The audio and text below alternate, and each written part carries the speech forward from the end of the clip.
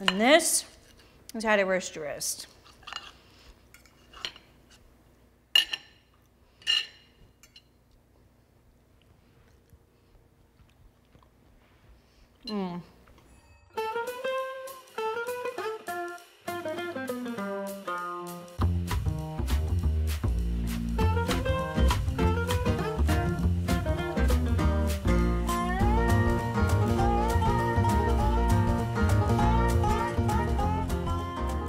Today is all about roast, and if you're anything like me, I used to wonder, like, what the hell does that mean anyway? And so today I'm gonna break it all down and show you how to roast your roast with two very different recipes. One of them is gonna be this quintessential pot roast, and the other is gonna be this juicy medium red roast venison. All right, so first I'm gonna get started with the pot roast. And this is going to be like your stereotypical roast that you know and maybe love or don't love, depending on your childhood experience. I can tell you from mine, my mom didn't do a great job with pot roast, and I always hated it growing up. But this is something where when you think of a roast, that's what most people think of, a really tough cut. But the problem with calling something a roast is that they're not all the same. And I butchered and processed all of my own meat, and I would look at butcher charts, and I always thought they lacked a lot of detail, because you would look at it and it would just be like roast in the hindquarter, roast in the shoulder, roast in the neck. And does that mean like you're supposed to cook it all the same? Or are you supposed to actually roast it? And so I want to break that down today, because not all roasts should be cooked the same. All right, so this is sort of a stereotypical pot roast. I have a few tweaks to make it a little bit different, but you're gonna have your mirepoix, so you've got your onions, your celery, and I've got some carrots that I pulled from the garden. God, look how many red ones there are. It's a beautiful, colorful blend. They're a little small, but they're perfect because you can just kind of throw them right into the dish. This is a super rustic, rough chop here.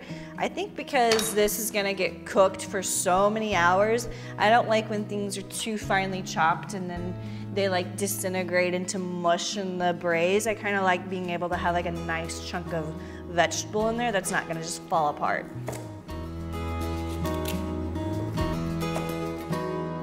So we're gonna cook this in the oven, and I like to do that at a low temperature, and to me that's between 250 and 300 degrees, and I like that temperature because it's gonna cook really nice and slow. It's gonna stay juicy, and it'll take about 6 hours to finish. All right, so when it comes to the meat, today I am using a neck roast, and it is, in my opinion, the best cut to use for any of these kinds of slow braises. But the reason why I like it is that it has so much connective tissue, not just on the outside, but sort of woven in the middle of this whole cut. And I actually leave all of it attached and in there. All right, so you could leave this right in the pot just the way it is, and I think a lot of people prefer to do that. I want this to cook a little faster. And so I cut it into like large portions so that when you're serving a group of people, you can kind of pick up that nice little serving portion and plate it right away and not just have to like shred the whole thing apart. And so I'll cut like maybe 2-inch wide pieces. There we go. So we've got nice big chunks of meat. And all this is gonna fall apart deliciously. All right, now we're gonna season this, and I'm gonna keep it simple with a little bit of salt, pepper. I've got some dried rosemary that I'll just crush over the top. And what's kind of cool about this recipe is I like to go with a brighter, lighter kind of flavor profile. So I'm gonna add quite a bit of mustard. This is the mustard I like. It's Creole mustard. It's got a lot of zip to it. And then last but not least, I'm gonna add a little white wine because I already have some in the pantry and I can't drink it anyway, so I might as well cook with it.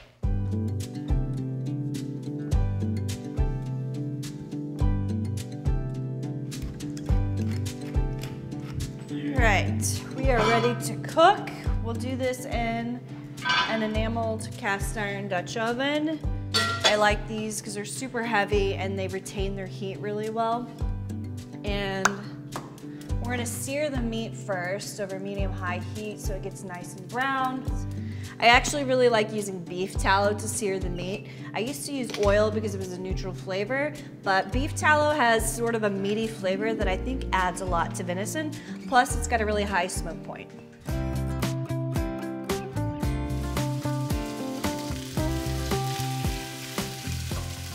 Whenever you're browning meat, just make sure you leave a little bit of space in between each because it's gonna sort of let out some condensation and you want that to be able to evaporate with the heat. So giving it that space lets it develop a little more color.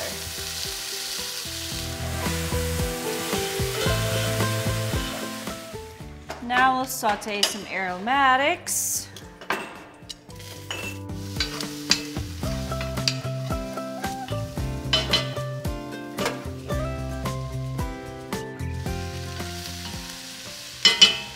And then deglaze it with a little bit of white wine. And then the secret ingredient, mustard. I do about like 2 tablespoons worth. And we'll return the meat. Just kind of nestle that in there from that pan. Last but not least, I got some little baby potatoes so that this is just essentially a great one-pot meal. And then again, going with the theme of light and bright, I'm gonna use chicken stock instead of beef or venison. Okay.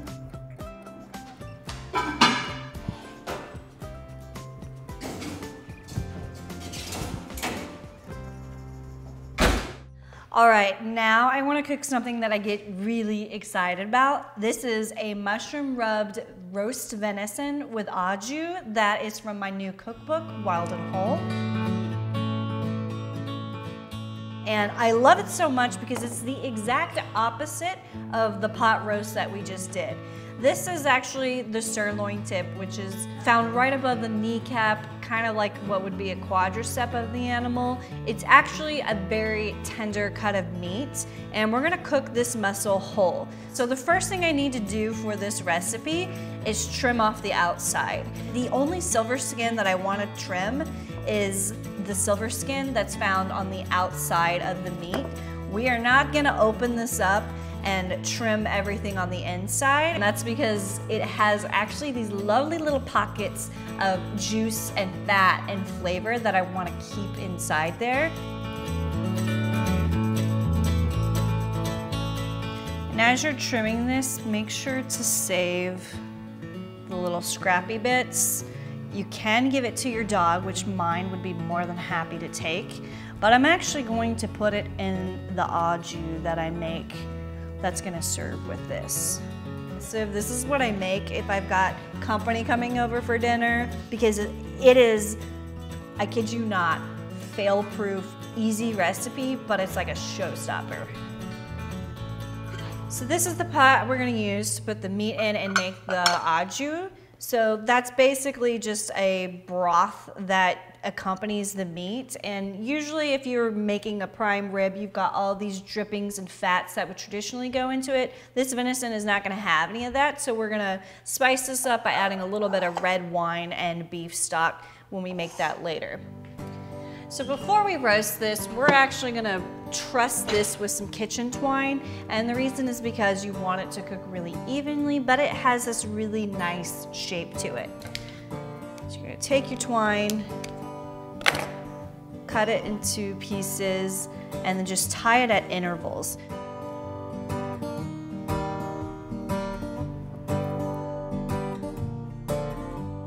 All right, let's give this meat some flavor here. I am making a rub that's made with mushrooms, and it's so good on like a million different things, but particularly with red meat.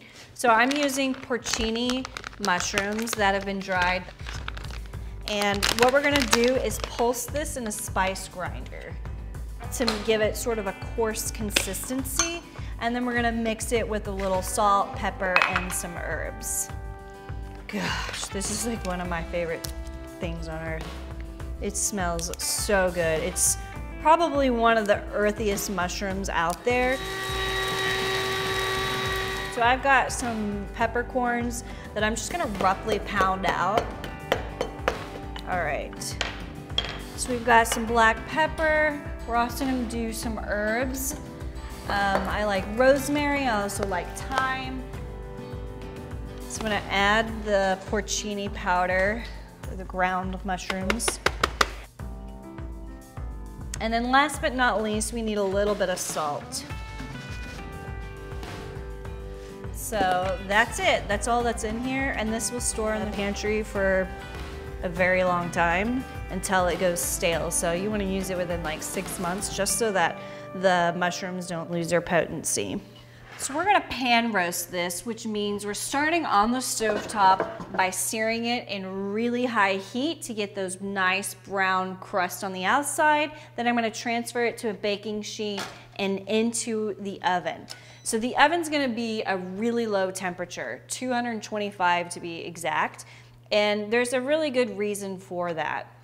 So unlike the pot roast, which is in a pot of a bunch of liquids to make it moist and juicy as it cooks, this is a dry roasting technique because we want it to stay dry and brown on the outside. But what we don't want is it for it to be dry. And the best way to mitigate that is through the oven temperature being really low.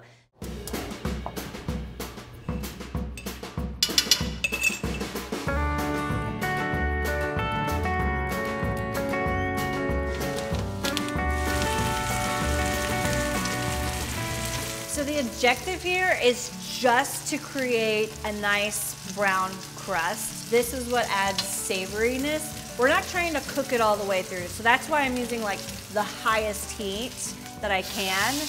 And then I'm gonna roll it around so that it's brown all the way on the outside.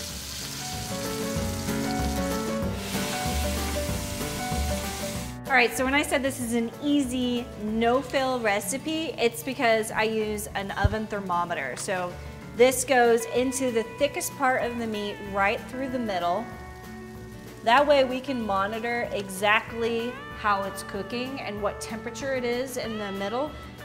So what's great about this is that this goes in the oven, it's very hands-off. So that gives you time to cook side dishes, drink wine, entertain, whatever you want to do.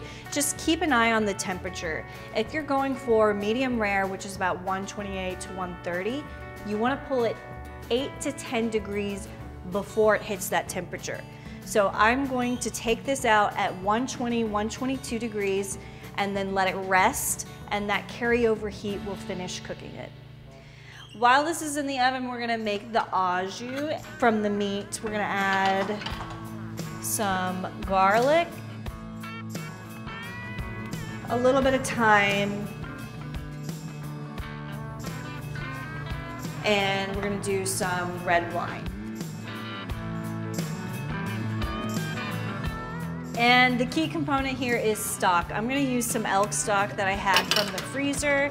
And as you can see, it's nice and gelatinous, which is a good thing. But I don't have quite enough, so I'm also gonna supplement with some beef stock. So if you don't have venison stock, beef stock works great.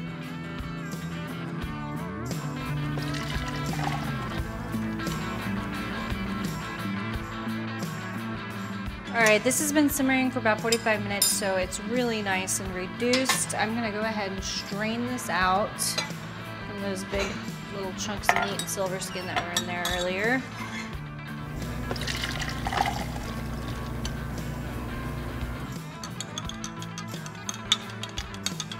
All right, this is 122. We are ready to take it out of the oven. It's been like 45 minutes or so, maybe closer to an hour. So it took a little bit of time, but not too long. All right, so now it just needs to rest before we carve and serve this. And Give it a good 8 to 10 minutes so that all the juices can go back into the meat. And remember, there's gonna be some carryover heat. So 122 is pretty rare, so we're gonna let this come to temperature closer to the 128, 130 range. So there's a couple different thicknesses in which you can slice it. You can do nice thick slices if you're gonna serve this for like a really elegant dinner with some potatoes or vegetables. That is ideal for me. All right, and then to serve it, look at how gorgeous rosy red it is. It's like exactly what I'm looking for. And then you can finish it with a little flaky salt, some cracked pepper, or more of that little rosemary mushroom rub. And then last but definitely not least, some of this au jus.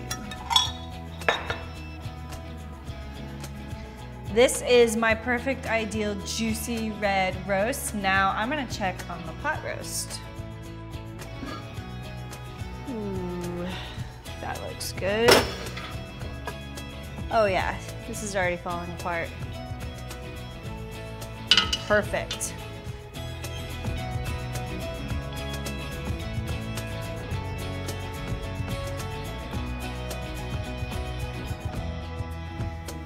So I am sure you are used to having this type of pot roast. You've probably been raised on it, and this might be a totally different experience for you. So I hope that this is inspiring you to be creative, to think outside the box a little bit in the kitchen, and don't be afraid to try new things, because this is probably one of the best things that I've ever made, and it's definitely a great thing to try at home and impress your loved ones, family, friends, whoever.